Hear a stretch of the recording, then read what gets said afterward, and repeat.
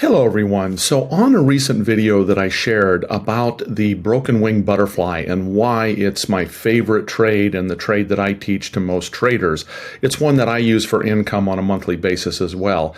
When I shared that recent video, I had a lot of people asking me where they could find out more about butterfly trading.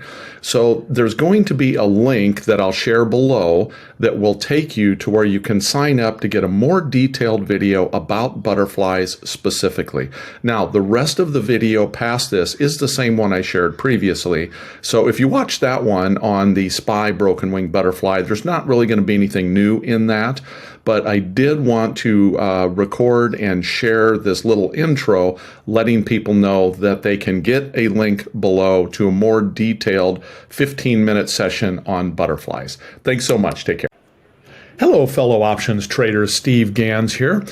Before I get into the closing of this nicely profitable trade that I opened about 30 days ago, a couple quick things. One, I'm going to put the link down below to the video that I shared, again, a little under 30 days ago when I opened this trade, where I explain how and why I open it.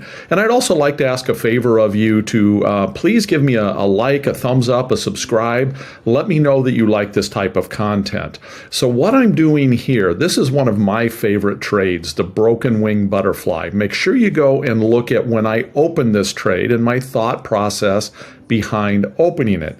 But one of my favorite things about these butterflies is this particular trade is up about 35%. I'm not sure why it's showing 7,300 here. I'm not sure what's happening on that, but it's up 35% on my risk. So I had $200 in risk in this trade. It's currently up in the $70 to $72 profit range. And when you do a return on risk calculation, that comes out to about 35%.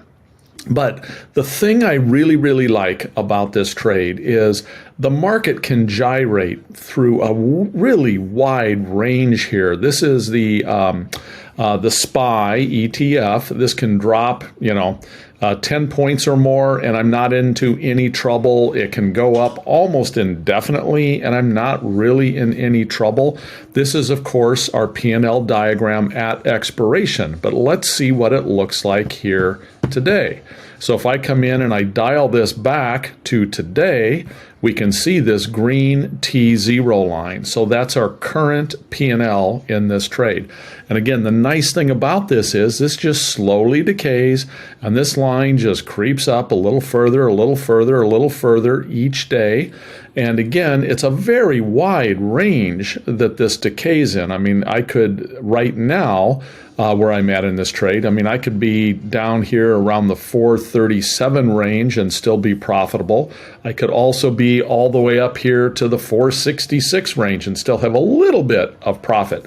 But of course, as we get closer to expiration, that line is going to morph and take on the pyramid structure there, what we call the butterfly structure, which means that I'd be back to virtually no profit if the market is right here, a little higher, a little lower.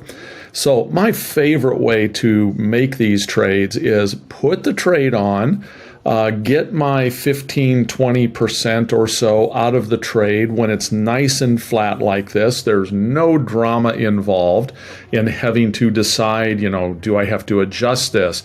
How can I get out of it if it's going hard against me, etc. Again, our market's had some pretty big moves over the past 25, 30 days, and it really doesn't impact this type of trade too significantly. If the market had sold off hard and stayed off, that might have been an issue if we had a really big sell-off here. A sell-off that's approaching the I guess that'd be 20% range or so. If we had a huge run up, I could have less profit than I have here now, but could still be nicely profitable. So again, this butterfly gives me a very, very wide profitability range.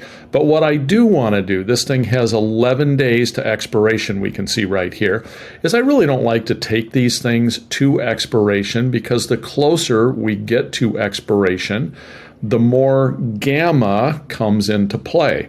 Gamma is basically tells us how quickly a price change in the underlying is going to impact the profitability of our trade. And right now, gamma is very, very low. In other words, this can move a lot, one direction or the other, and it's not going to impact my P&L very much. However, when we get here, now all of a sudden, if the market pulls back, this could rack up some huge profits quickly, but it could also give back any profits that I have, and I could end up with essentially a scratch trade. So I personally don't like to trade in this realm. I mean, yeah, you can have some hugely profitable trades, but you have what I will call a more widely varying equity curve. Your equity curve can have huge swings in it, because if this particular trade happened to have a $300 or $400 profit associated with it, which is about a 200% return, and the next trade is a scratch, or the next trade, the market tanks on you and you're down in here somewhere because you waited too late, and now as the market sells off, you're getting hammered. It just creates a much more volatile equity curve, or P&L line, if you will, of all of your trades. And I just look to get in my trades, get my 10, 15, 20%, sometimes more, depending on how I was able to enter the trade and what the P&L diagram looks like, and move on. And then in this particular case right now, I can get 35% profit on this trade, on my risk that I had in the trade. So that's what I'm going to do. I'm just going to go ahead and close this trade out.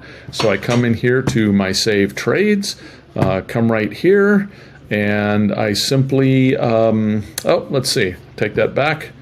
Come to save trades, hit the diagram right here, and just say close this trade. So I'm going to close this trade out at about a $72 profit, and again, that's about a 35% return. So and this shows me the pricing that I'm going to be getting on the various legs of my option, and those are largely going to be just mid-price, so I'm just going to go ahead and take that.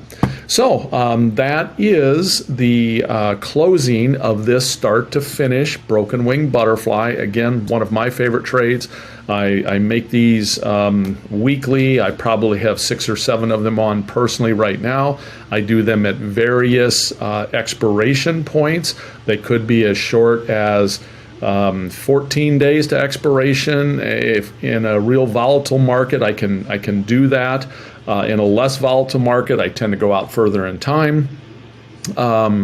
They could be out as far as 60 days in some cases, maybe up to 75 or 80 days. So I tend to have a range of them on. So, and that's how I diversify. Because then if one of them, if we have a big market move, all of those different positions, even though they're all trading the same underlying, in my case, I usually trade SPX, which is 10 times the size of SPY, because they all have different expiration dates, they don't all move the same. Some will be impacted more, some will be impacted less. Some will be easier to adjust because there's longer time left on them. Some will be tougher to adjust because they're closer to expiration. But again, more often than not, I try to do what I did right here, which is just pop them off when I get a decent percent return and not have to worry about them from there, and rinse, wash, repeat. So thanks so much, everyone. Again, please feel free to provide any comments. I try to answer questions if they don't go too far down the rabbit hole. And again, like, subscribe, and that's it for now. Thank you very much.